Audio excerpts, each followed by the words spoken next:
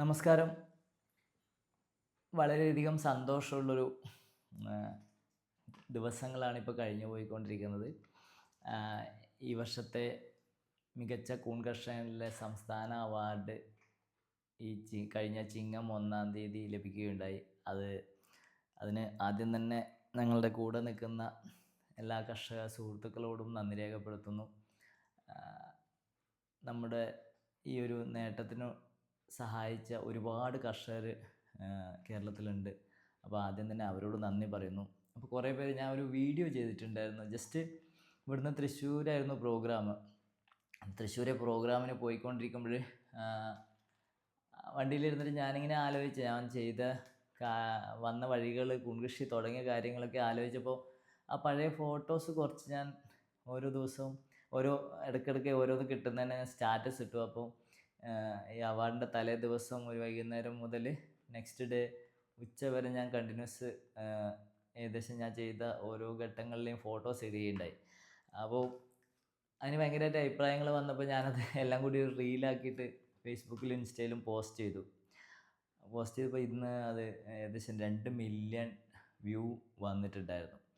അപ്പോൾ അതിൽ കുറേ പേര് ചോദിച്ചതും പേഴ്സണലായിട്ട് മെസ്സേജ് അയച്ചതുമായിട്ടുള്ള ചോദ്യങ്ങൾ എന്ന് പറയുന്നത്, എന്താണ് കൂൺകൃഷി ചെയ്യാനുള്ള കാരണം, എങ്ങനെയാണ് കൂൺകൃഷിയിലേക്ക് വന്നത്, ഇതൊക്കെ മുന്നേ പ്ലാൻ ചെയ്ത് ഇങ്ങനെയൊക്കെ ആവുമെന്ന് വിചാരിച്ചിട്ടാണോ, അങ്ങനെയൊക്കെ ചോദിച്ചിട്ട് കുറേ പേര്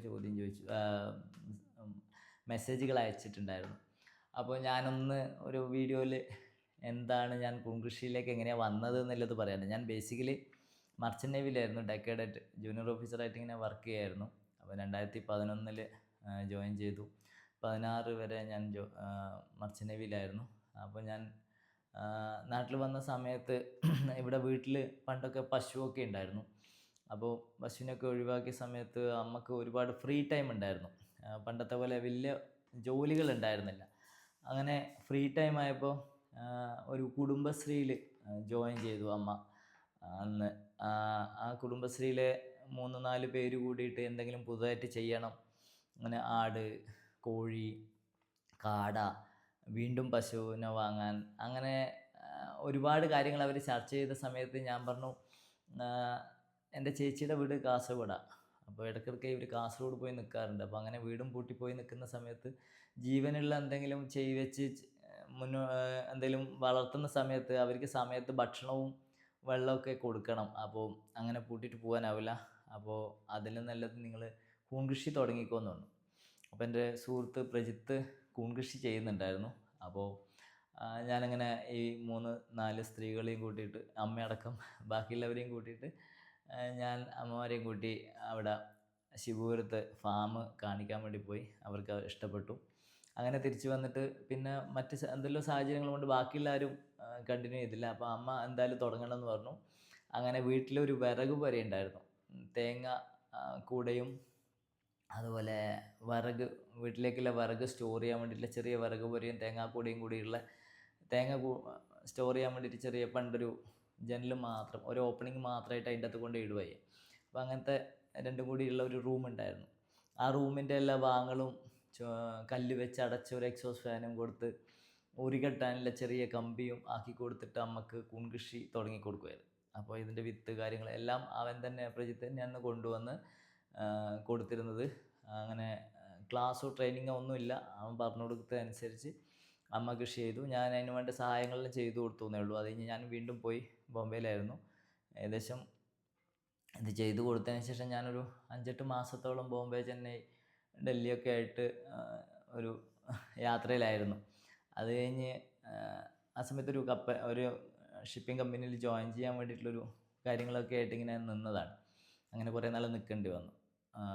അതിനുശേഷം ഞാൻ നാട്ടിലേക്ക് വന്ന സമയത്ത് ഇങ്ങനെ പ്രജിത്തിന് കുറച്ച് ദിവസം എന്തോ തിരക്കായതുകൊണ്ട് ഈ കൂണ് വിൽക്കാൻ വേണ്ടിയിട്ട് എന്നോട് അമ്മ പറഞ്ഞു. അപ്പോൾ ഞാനങ്ങനെ കുറച്ച് പാക്കറ്റ് കൂണ് എടുത്തിട്ട് ഇരിട്ടിയിലുള്ള ഹരിത പച്ചക്കറിയിൽ പോയിട്ട് കൂണ് കൊടുത്തു. അപ്പോൾ കൂണവിടെ മുന്നേ ആരൊക്കെയോ വിറ്റിട്ടുണ്ടായിരുന്നു. കുറേ കാലം ഇപ്പോൾ കൂണൊന്നുമില്ല, നന്നായി ചോദിക്കാറുണ്ട് ആൾക്കാർ എന്ന് പറഞ്ഞിട്ടുണ്ടായിരുന്നു. അങ്ങനെ അവിടെ ഞാൻ കൂണ് കൊടുത്തു. കൂണ് കൊടുത്തതിന് ശേഷം ഞാൻ രാവിലെ ഒരു 9 മണിക്കാണ് കൂണ് വിൽക്കാൻ വേണ്ടിയിട്ട് ഇരിട്ടി ടൗണിലേക്ക് പോകുന്നത്. ഇവിടുന്ന് ഒരു 6-7 കിലോമീറ്ററേ ഉള്ളൂ. ഞാൻ ബൈക്ക് എടുത്തിട്ട് വണ്ടിയെടുത്ത് അവിടെ പോയി ആ കടയിൽ കൂണ് കൊടുത്തു. കൂണ് കൊടുത്തു. അപ്പോൾ തന്നെ എനിക്ക് പൈസ തന്നു. 600 രൂപയോ 700 600 ചില്ലറ 500 ചില്ലറ എന്തോ രൂപയായിരുന്നു. എനിക്കത് കിട്ടിയതിന് ശേഷം ഞാനത് പോക്കറ്റിലിട്ട് നേരെ വീട്ടിലേക്ക് വന്നു. ഞാനൊരു 9 മണിക്ക് ഇരിട്ടി ടൗണിലേക്ക് പോയി 9:45 ഞാൻ തിരിച്ച് വീട്ടിലെത്തി. ഒരു 45 മിനിറ്റ് കൊണ്ട് എനിക്ക് കയ്യിലൊരു 600 രൂപ കയ്യിൽ കിട്ടി. അപ്പം എൻ്റെ കുടുംബം എന്ന് പറയുന്നത് ഇവിടെ അച്ഛൻ കർഷകൻ മാത്രമാണ്. വേറെ ജോലിയൊന്നും ചെയ്തിട്ടില്ല. കൃഷി തന്നെയാണ്. ഇവിടെ തെങ്ങ്, കുരുമുളക്, വാഴ, നെല്ല്, കവുങ്ങ്, പിന്നെ പച്ചക്കറികൾ, എന്താണ് വെള്ളരിക്ക, പയറ്, ചീര, ഇതൊക്കെ ചെയ്യുന്ന ഒരു കർഷക കുടുംബമാണ് നമ്മുടേത്. അപ്പോൾ ഇത്രയും കൃഷി ഉണ്ടെങ്കിലും എന്നെ കൃഷിയിലേക്ക് വലിയ രീതിയിൽ അങ്ങനെ ഞാൻ അച്ഛനെ സഹായിക്കാൻ വേണ്ടി തേങ്ങ പറിക്കുമ്പോൾ പറമ്പത്ത് പോകുന്നതും വെള്ളം കോരാൻ വയലിൽ പോകുന്നതും അങ്ങനെയൊക്കെ ഉള്ളതല്ലാതെ വളങ്ങൾ വാങ്ങിച്ചു കൊടുക്കുക, അങ്ങനെ വളമടിക്കും, കുരുമുളകിന് ഇങ്ങനെ അടിക്കാൻ, അങ്ങനെയൊക്കെ ആയിട്ട് ചെറിയ ചെറിയ സഹായങ്ങളല്ലാണ്ട് ഫുൾ ടൈമായിട്ട് ഭയങ്കരമായിട്ട് ആവേശത്തിലൂടെ ഞാൻ അങ്ങനെ കൃഷിയിലേക്ക് ഇറങ്ങിയിട്ടുണ്ടായിരുന്നില്ല. കാരണം എനിക്ക് യാത്ര ചെയ്യാനായിരുന്നു കൂടുതൽ ഇഷ്ടം. അങ്ങനെ അതുകൊണ്ടാണ് കപ്പലിൽ എന്നുള്ള രീതിയിൽ ഞാൻ തിരഞ്ഞെടുത്തത്. പക്ഷേ ഈ ഒരു 9 മണിക്ക് കൊണ്ടുപോയി 9:45 തിരിച്ചെത്തുന്ന സമയത്ത് ഒരു 600 രൂപ കയ്യിൽ കിട്ടിയപ്പോൾ ഞാൻ നോക്കുമ്പോൾ അമ്മയും വലിയ രീതിയിൽ കുറേ സമയമൊന്നും കൂടിന് വേണ്ടി ചിലവാക്കുന്ന കണ്ടിട്ടില്ല. വൈകുന്നേരങ്ങളിൽ ഭക്ഷണം കഴിച്ചിട്ട് വൈകുന്നേരം ഒരു 3 മണി മുതൽ ഒരു 5 മണി വരെ ചെറിയൊരു ടൈം മാത്രമേ അതിന് വേണ്ടിയിട്ട് അമ്മ ഉപയോഗിക്കുന്ന കണ്ടിട്ടുള്ളൂ.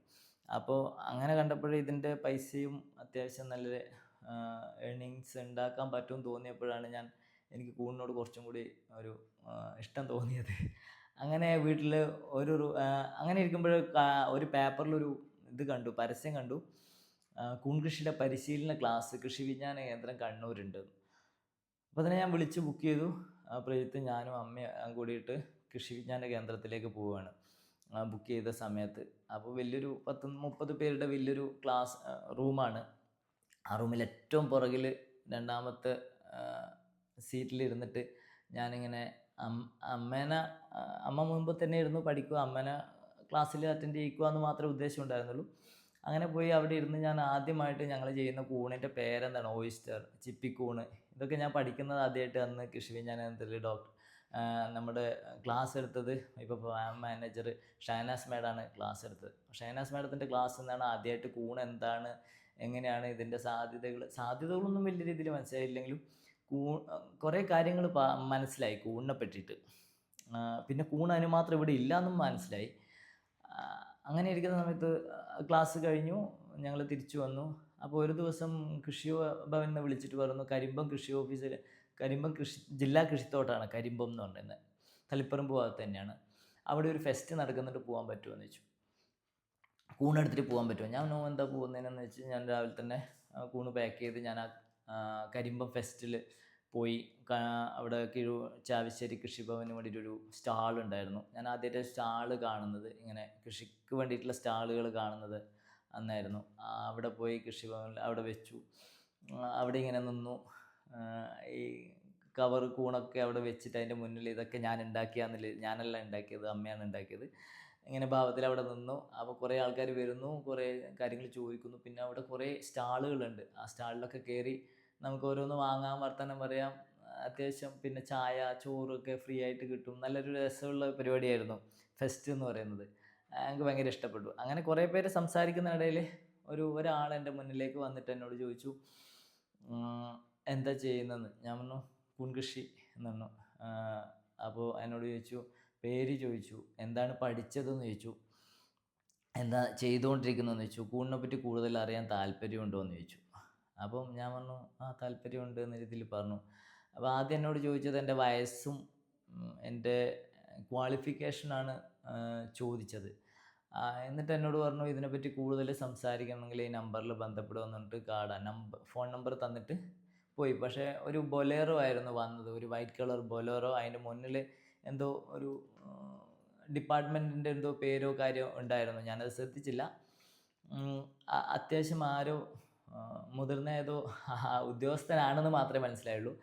അത് കഴിഞ്ഞിട്ട് കുറച്ച് കാര്യങ്ങൾ എന്നോട് ചോദിച്ച സമയത്ത് ഞാൻ തിരിച്ച് വീട്ടിലെത്തുന്ന സമയത്തും വണ്ടി ഓടിക്കുന്ന സമയത്തും ഈ ചോദിച്ച ചോദ്യങ്ങൾ എൻ്റെ മനസ്സിലിങ്ങനെ വന്നുകൊണ്ടേയിരുന്നു. കുൺകൃഷിയിൽ അങ്ങനെ ചെയ്യാൻ പറ്റുമോ, ഇങ്ങനെ ചെയ്യാൻ പറ്റുമോ എന്ന രീതിയിൽ 2-3 ചോദ്യങ്ങളാണ് ചോദിച്ചത്. 3-4 ചോദ്യങ്ങൾ ചോദിച്ചു. ഞാൻ വീട്ടിലെത്തുന്നവരെയും അത് തന്നെയായിരുന്നു എൻ്റെ മനസ്സിലുണ്ടായിരുന്നത്. ആ ചോദ്യങ്ങൾ തന്നെയായിരുന്നു. അപ്പോൾ ഞാൻ ആ നമ്പറിൽ വിളിച്ച് ചോദിച്ചു, സാർ ഒരു കാണാൻ പറ്റുമോ എന്ന് ചോദിച്ചു. അപ്പോൾ ഞാൻ ഈ ട്രെയിനിങ്ങിന് പോയ കൃഷി വിജ്ഞാന കേന്ദ്രത്തിലെ കണ്ണൂർ KVKയിലെ ഹെഡായിരുന്നു ഡോക്ടർ ജയരാജ് സാറായിരുന്നു എന്നോട് സംസാരിച്ചത്. പക്ഷേ എനിക്ക് പേരും കാര്യങ്ങളൊന്നും അറിയണ്ടായിരുന്നില്ല. ഞാൻ അപ്പോയിൻമെൻ്റ് എടുത്തു. അവിടെ വീണ്ടും പോയി സാറുമായിട്ട് ഏകദേശം ഒരു 1-1.5 മണിക്കൂർ സംസാരിച്ചു. ആ ഒരു മണിക്കൂറെ സംസാരത്തിൽ നിന്നാണ് ഈ കൂണിൻ്റെ സാധ്യതകളെ കുറിച്ച് യഥാർത്ഥത്തിലൊരു പിക്ചർ കിട്ടുന്നത്. ഇവിടെ അതിന് മാത്രം കൂണൊന്നുമില്ല, അങ്ങനെ ആരും ചെയ്യുന്നില്ല, പക്ഷേ ഇതിന് ഇത്രമാത്രം ഗുണങ്ങളുണ്ടെന്നൊക്കെ മനസ്സിലായത് അന്നാണ്. ആ ട്രെയിനിങ് അന്ന് സംസാരിച്ചത് ഭയങ്കരമായിട്ട് എനിക്ക് ജീവിതത്തിൽ ഭയങ്കര മാറ്റങ്ങൾ ഉണ്ടാക്കുന്നൊരു സമയമായിരുന്നു. അങ്ങനെ പക്ഷേ എന്നാൽ എൻ്റെ മനസ്സിൽ തിരിച്ചു പോകണം, കപ്പലിൽ പോകണം എന്ന് തന്നെയായിരുന്നു ഉണ്ടായിരുന്നത്. പക്ഷേ ആ സമയത്ത് എൻ്റെ ജീവിതത്തിൽ വളരെ മോശം സമയമായിരുന്നു. വളരെ മോശം സമയം എന്ന് പറഞ്ഞാൽ ജീവിതത്തിൽ ഓർക്കാൻ ഇഷ്ടപ്പെടാത്ത വലിയൊരു ദിവസങ്ങളായിരുന്നു. ഒന്ന്, എൻ്റെ അമ്മൂമ്മ മരണപ്പെട്ടു. വയ്യാതായിട്ട് ഒരു 3-4 മാസം കിടപ്പിലായി മരണപ്പെട്ടു. അപ്പോൾ ഞാനും അമ്മൂമ്മയും ഭയങ്കര ഇതായിരുന്നു, അറ്റാച്ച്ഡ് ആയിരുന്നു. അങ്ങനെ കുറച്ച് നാൾ നാട്ടിൽ നിൽക്കേണ്ട തന്നെ ഒരവസ്ഥ വന്നു. എൻ്റെ ചേച്ചിയുടെ ഹസ്ബൻഡ് ഒരു ബ്രെയിൻ ട്യൂമറിൻ്റെ സർജറി കഴിഞ്ഞിട്ട് അങ്ങനെ അതിൻ്റെ ട്രീറ്റ്മെൻറ്റും കാര്യങ്ങളായിട്ട് കുറച്ച് നാൾ. പിന്നെ വേറെയും ജീവിതത്തിൽ മോശം കാര്യങ്ങൾ ഉണ്ടായിട്ടുണ്ടായിരുന്നു. വളരെ മോശം ഒരു അവസ്ഥയിലേക്ക് കൂടി കടന്നു പോകുന്ന സമയത്ത് ഒരു വരുമാനത്തിന് വേണ്ടി എന്തെങ്കിലും ചെയ്യണം, നാട്ടിൽ നിൽക്കേണ്ട അവസ്ഥ വന്നപ്പോൾ നാട്ടിൽ എന്തെങ്കിലും വരുമാനത്തിന് വേണം ചെയ്യണം എന്നുള്ളതും കൂടി വന്നപ്പോഴാണ് ഞാൻ കൂടുതലായിട്ട് കൂൺകൃഷിനെ, ഒരു റൂം കൂടി ഉണ്ടായിരുന്നു, ആ റൂമും ഞാൻ കൂൺകൃഷിക്ക് വേണ്ടി മാറ്റി. അതിനുശേഷം നമ്മൾ ആര്യ എന്ന് പറഞ്ഞിട്ടൊരു പ്രോജക്റ്റ് ഉണ്ട്, attracting and retaining youth in agriculture. അത് ഇത് ICARൻ്റെ കീഴിൽ വരുന്ന ഒരു പ്രോജക്റ്റാണ്. അങ്ങനെ ആര്യ പ്രോജക്റ്റിൻ്റെ ഭാഗമായിട്ട് നമ്മൾ ഇതിൻ്റെ ഫുഡ് പ്രോസസ്സിങ്ങിനെ പറ്റി കൂടുതൽ പഠിച്ചു. അതിനുശേഷം ഞാൻ ഒരു ഗ്രീൻ നെറ്റിൻ്റെ, ഞാനും പ്രജിത്തും ഉണ്ടായിരുന്നു. ഈ ഒരു മിഥുൻ റോയ് എന്ന് പറഞ്ഞിട്ട് 3 പേരുണ്ടായിരുന്നു. നമ്മൾ ഈ കൂൺകൃഷി തുടക്കത്തിൽ ചെയ്തു തുടങ്ങുന്ന സമയത്ത് 3 പേരും കൂടിയാണ് ഈ മൺസൂൺ മഷ്റൂം എന്ന് പറയുന്ന ഒരു സ്ഥാപനം റൺ ചെയ്യുന്നത്. 3 സ്ഥലത്ത് 3 ഫാമുകളൊക്കെ ഇട്ടിട്ടായിരുന്നു. അങ്ങനെ ഇവിടെ ഗ്രീൻ നെറ്റിൻ്റെ ഒരു ഫാം ഉണ്ടാക്കി. അങ്ങനെ 800-1000 ബെഡ് കപ്പാസിറ്റി ഉള്ള ഒരു ഫാമായിരുന്നു. അങ്ങനെ നമ്മൾ കൂൺ അത്യാവശ്യം നല്ല രീതിയിൽ ഉണ്ടാക്കി വിറ്റ് മുന്നോട്ട് പോയിരുന്നു. ആ സമയത്ത് നമ്മളോട് ചോദിച്ചു ബട്ടൺ മഷ്റൂം ഉണ്ടോ എന്ന് ചോദിച്ചു. ബട്ടൺ മഷ്റൂം ഉണ്ടോ എന്ന് ചോദിച്ചപ്പോൾ ഇല്ല എന്ന് പറയാനുള്ളൊരു മടി കാരണം നമ്മളെന്ത് ചെയ്തു, ഊട്ടിയിൽ നിന്ന് ബട്ടൺ മഷ്റൂം എടുത്തിട്ട് കണ്ണൂർ ജില്ലയിൽ നമ്മൾ രാവിലെ ഒരു 7 മണിക്ക് തുടങ്ങിക്കഴിഞ്ഞാൽ രാവിലെ തലശ്ശേരിയും തുടങ്ങിയ തലശ്ശേരി, കണ്ണൂർ, തളിപ്പറമ്പ്, ശ്രീകണ്ഠാപുരം, ഇരിക്കൂർ, ചാലോട്, മട്ടന്നൂർ, ഇരിട്ടി, ഇങ്ങനെ ഏകദേശം 140 കിലോമീറ്റർ ചുറ്റളവിൽ ഒരു ദിവസം രാവിലെ കൂണും കൊണ്ട് ഓടും. ബട്ടൺ മഷ്റൂമും ചിപ്പിക്കൂണും ഒക്കെ വിൽക്കാൻ വേണ്ടിയിട്ട് ഓടി. അങ്ങനെ കുറേ നാൾ ഓടിയപ്പോൾ മനസ്സിലായി ഇതിങ്ങനെ ഓട്ടം മാത്രമേ ഉള്ളൂ, വേറെ ഒന്നും കാര്യങ്ങൾ ചെയ്യാൻ പറ്റില്ല എന്നുള്ളത്. അതിനുശേഷമാണ് നമ്മൾ ഈ വൈഗ 2020 വെച്ചിട്ട് നമ്മൾ മഷ്റൂം സൂപ്പ് ആദ്യത്തെ ബ്രാൻഡായിട്ട് നമ്മളൊരു സൂപ്പ് പൗഡർ ഇറക്കുന്നത്. കൂണിൻ്റെ ആദ്യമായിട്ട് അത്യാവശ്യം എക്സ്പോർട്ട് ക്വാളിറ്റിയിൽ പാക്ക് ചെയ്തിട്ടൊരു ചെയ്യുന്നത്. അങ്ങനെ ചെയ്തു. അതിനിടയിൽ ഒരുപാട് നഷ്ടങ്ങൾ വന്നു. കൂണുകൾ, ബെഡുകൾ മോശമായി. എന്നുവെച്ചാൽ നമ്മൾ പുഴുങ്ങിയിട്ട് തന്നെയാണ് ആദ്യം തുടക്കം മുതലേ ചെയ്തത്. വലിയൊരു ചെമ്പൊക്കെ വാങ്ങി പുഴുങ്ങി ആവിക്ക് വെച്ച് അങ്ങനെയൊക്കെ നല്ല രീതിയിൽ ചെയ്തു. പക്ഷേ വൈക്കോൽ, ഇവിടെ നെൽകൃഷി ഉള്ളതുകൊണ്ട് നമുക്ക് സ്വന്തം ആദ്യം കൃഷി ചെയ്തത് സ്വന്തം വൈക്കോലില്ല, നമ്മുടെ വീട്ടിലെ വൈക്കോലിൽ തന്നെയാണ് കൃഷി ചെയ്തത്. ആകെ വിത്ത് മാത്രമേ നമുക്ക് വാങ്ങേണ്ടി വന്നിട്ടുള്ളൂ. അങ്ങനെ വൈക്കോലിൽ കൃഷി ചെയ്തു. പക്ഷേ നമ്മൾ വൈക്കോൽ പുറത്തുനിന്ന് വാങ്ങാൻ തുടങ്ങിയ ഇവിടെ പേട്ടപ്പുല്ല് എന്ന് പറഞ്ഞിട്ട് കർണാടകത്തിൽ നിന്ന് വരുന്ന പുല്ലുണ്ട്, വൈക്കോൽ. അതൊക്കെ വാങ്ങാൻ തുടങ്ങിയത് നമുക്ക് ഭയങ്കരമായിട്ട് അസുഖങ്ങൾ വന്നു.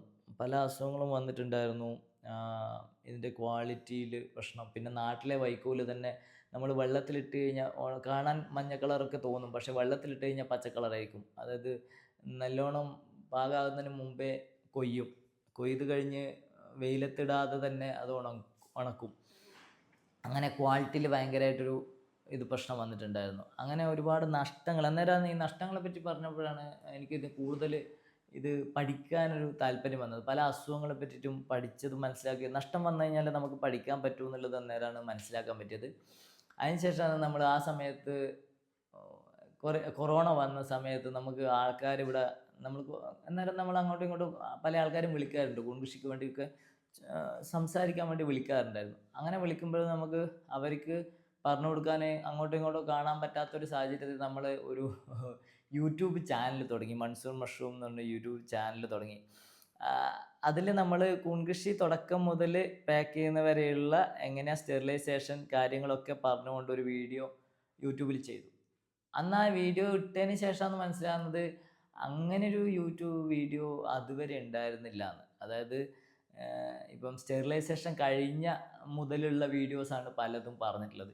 എങ്ങനെയാണ് ഈ സ്റ്റെറിലൈസേഷൻ ചെയ്യുക, അതിൻ്റെ മെത്തേഡ് നമ്മൾ ഭയങ്കര എക്സ്പേർട്ടായിട്ടൊന്നുമല്ല, പക്ഷെ നമ്മൾ ചെയ്യുന്ന രീതി അങ്ങ് കാണിക്കാൻ വേണ്ടി ഒരു വീഡിയോ ചെയ്തു എന്ന് മാത്രമേ ഉള്ളൂ. പക്ഷേ അതെന്തോ പെട്ടെന്നത് ആൾക്കാർ അത് റെസ്പോണ്ട് ചെയ്തു. പല ആൾക്കാരും വിളിക്കാൻ തുടങ്ങി, കോണ്ടാക്ട് ചെയ്യാൻ തുടങ്ങി. അങ്ങനെയാണ് ഇതിൻ്റെ മറ്റ് മേഖലകളിലേക്ക് നമ്മൾ ചെറിയ രീതിയിൽ ഇറങ്ങുന്നത്. പിന്നെ നമ്മൾ ഓരോ കൂൺകൃഷിൻ്റെ ഓരോ നമ്മൾ നേരിട്ട പ്രതിസന്ധികളും നമ്മളെ വീട്ടിലുള്ള നമ്മളെ ബെഡിൻ്റെ അകത്ത് വരുന്ന അസുഖങ്ങളെ പറ്റിയിട്ട് ഒക്കെ നമ്മൾ പല ആൾക്കാരോടും ചോദിച്ചും വായിച്ചും പഠിച്ചും ഗൂഗിളിൽ സെർച്ച് ചെയ്തിട്ടൊക്കെ ആയിട്ട് വീഡിയോസ് ചെയ്യാൻ തുടങ്ങി. അങ്ങനെ റൂം ഒരുക്കുന്നത്, ഫ്യൂമിഗേഷൻ ചെയ്യുന്നത്, ട്രൈക്കോഡർമ വരുന്നത്, ന്യൂറോസ്പോർ വരുന്നത്. അതിനിടയിൽ വന്നൊരു അസുഖമായിരുന്നു കീറ്റോമിയം എന്നുണ്ട്. കീറ്റോമിയം അത് കഴിഞ്ഞിട്ട് ഞാൻ യൂട്യൂബ് ചാനൽ തുടങ്ങി. അത് കഴിഞ്ഞ് നമ്മൾ കുറേ ഇങ്ങോട്ട് പോയതിന് ശേഷമാണ് പിന്നെയും നല്ല രീതിയിൽ നമ്മൾ റബ്ബറിൻ്റെ അറക്കപ്പൊടി റബ്ബർ സോഡസ്റ്റിലേക്ക് മാറിയിട്ടുണ്ടായിരുന്നു. അത് വളപട്ടണത്ത് പോയിട്ട് റബ്ബറിൻ്റെ മാത്രം ഒരു മില്ലുണ്ട്, അവിടുന്ന് പോയിട്ട് ചാക്കിൽ നിറയ്ക്കുമ്പോൾ എന്ന് വെച്ചാൽ ഈ കൈയുടെ ഇവിടെ മൊത്തം ഈ ഇത് ഭയങ്കര ചൂടാണ്, സോഡസ്റ്റ് മൊത്തം പൊട്ടിയിട്ട് ഇങ്ങനെ വല്ലാത്തൊരവസ്ഥ. ഒരു 10 ചാക്കൊക്കെ നരിക്കുന്ന സമയത്ത് ഭയങ്കര ആകെ ക്ഷീണം പിടിക്കും. പിന്നെ വളപട്ടണം പുഴയിലൊക്കെ കുളിച്ച് രാത്രിയാവും ഇവിടെ എത്താൻ വേണ്ടി മൊത്തം സാധനം. എന്നിട്ട് ഇത് ചേച്ചു ഇറക്കി നിലത്ത് ഇട്ട് ഉണക്കി അങ്ങനെയൊക്കെ ചെയ്യുന്നൊരു സമയമായിരുന്നു. ഫുള്ളായിട്ട് കൂണിൽ തന്നെ മനസ്സ് വേറെ ഒന്നും ചെയ്യുന്നില്ല എന്ന രീതിയിൽ തന്നെ തീരുമാനിച്ച് കൂണിലേക്ക് പോയിട്ടുണ്ടായിരുന്നു അപ്പോഴേക്ക്. അങ്ങനെ മുന്നോട്ട് പോയിരുന്ന ആ സമയത്ത് എൻ്റെ കല്യാണം 2022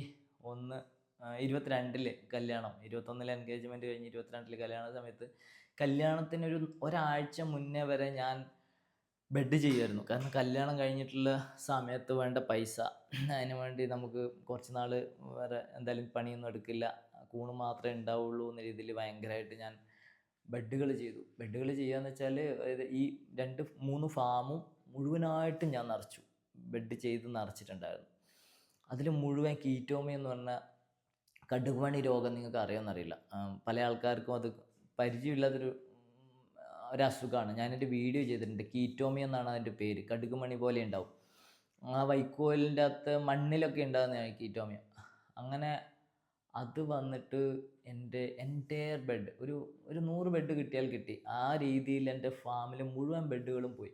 അപ്പോൾ കല്യാണത്തിന് ഒരു 4 ദിവസം മുമ്പ് വരെ ഞാൻ പണിയെടുത്തിട്ടുണ്ടായിരുന്നു. ആ ചെയ്തു വെച്ച മുഴുവൻ ഏകദേശം ഒരു 2-3 ലക്ഷം രൂപയുടെ കൂണ് മുഴുവൻ അങ്ങ് പോയി. അങ്ങനെ അത് ഞാൻ റീപ്ലേസ് ചെയ്തിട്ട് അപ്പം തന്നെ ഞാൻ പുതിയ ബാച്ചും ചെയ്ത സമയത്ത് അതും ഇതേപോലെ തന്നെ പോയി. മുഴുവൻ ബെഡുകൾ ചെറിയൊരു ശതമാനം ബെഡ് മാത്രം നമുക്ക് കിട്ടി. കൂണ് എപ്പോഴും ഉണ്ടായിരുന്നു. എന്തോ ലക്കിയാണ്. നമ്മൾ കൂൺ കൃഷി തുടങ്ങിയത് മുതൽ കൂണില്ലാത്തൊരു ദിവസം ഈ വീട്ടിലുണ്ടായിട്ടില്ല.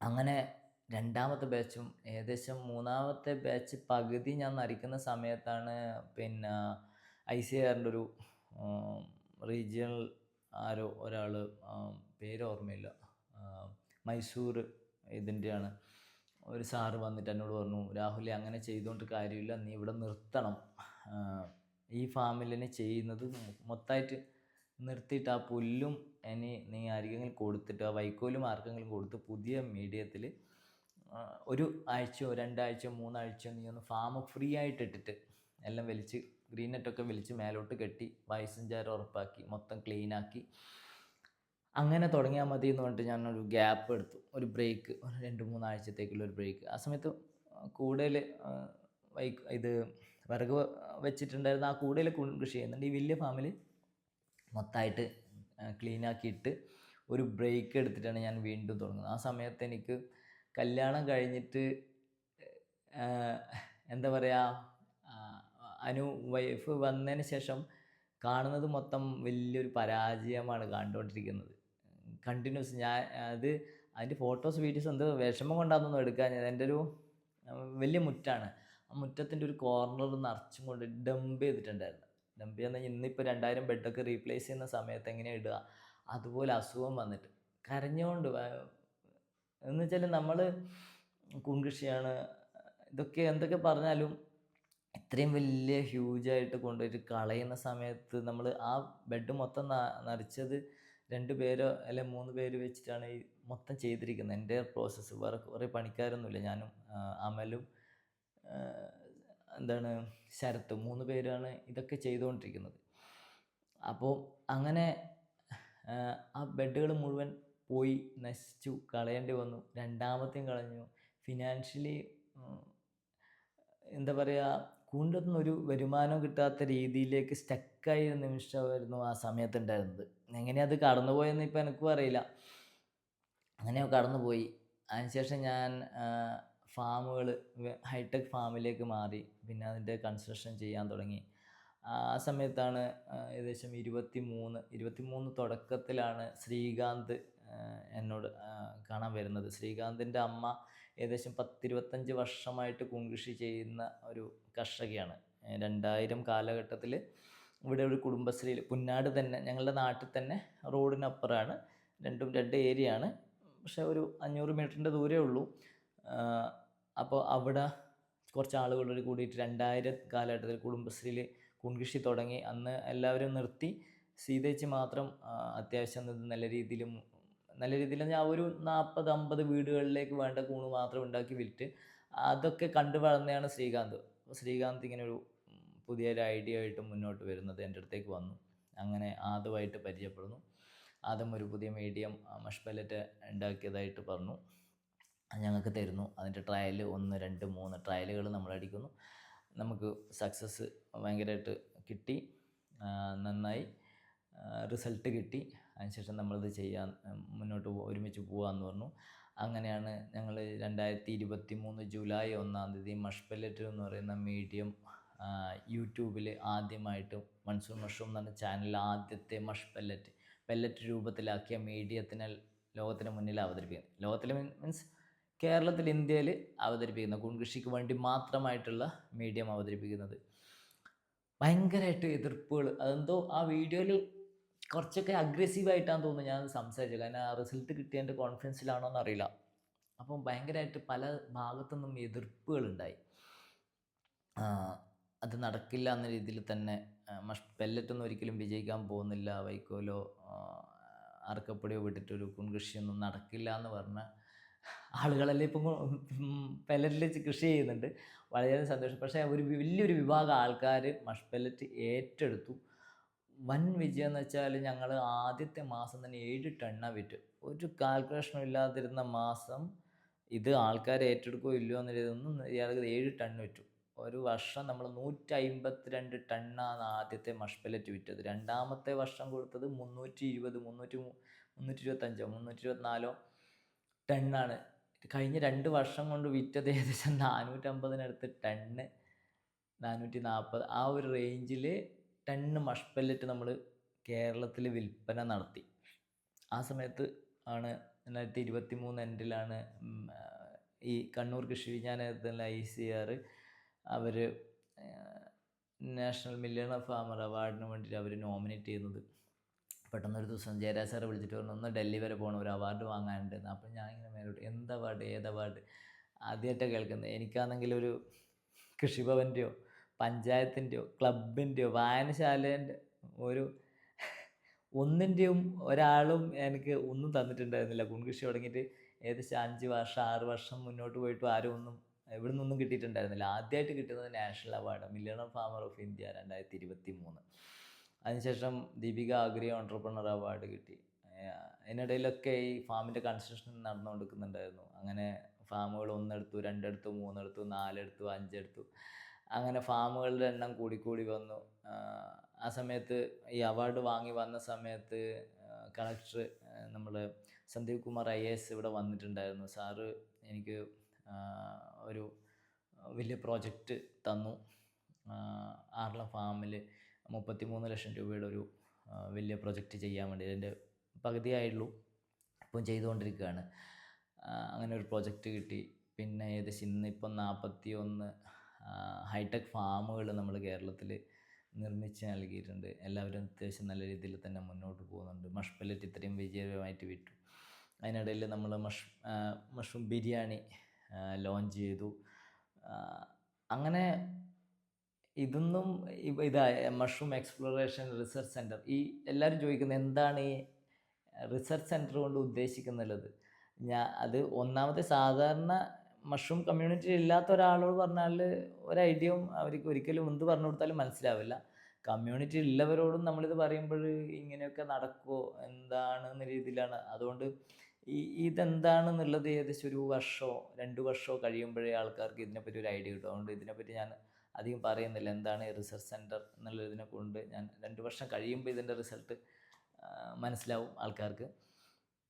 അപ്പോൾ ഇങ്ങനെയാണ് ഞാൻ കൂൺ കൃഷിയിലേക്ക് വന്നത്.